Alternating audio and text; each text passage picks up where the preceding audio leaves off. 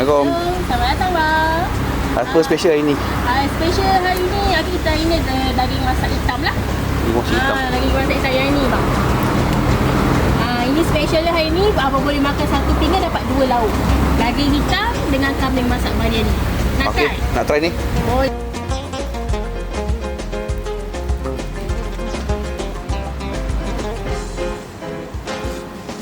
Makan nasi biryani ni pakai tangan.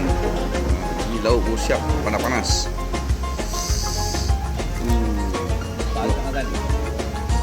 Beras berderai baik.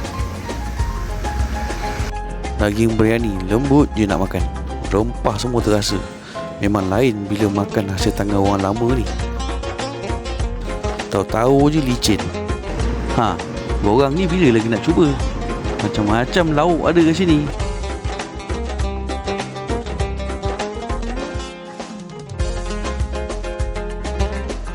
Traffic light kandang terus nak ke Bukit Lintang ya.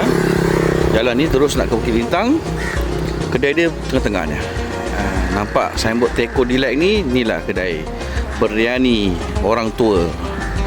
Waktu operasi 11 pagi 4 petang, cuti setiap hari Selasa. Tu Mak Rentan.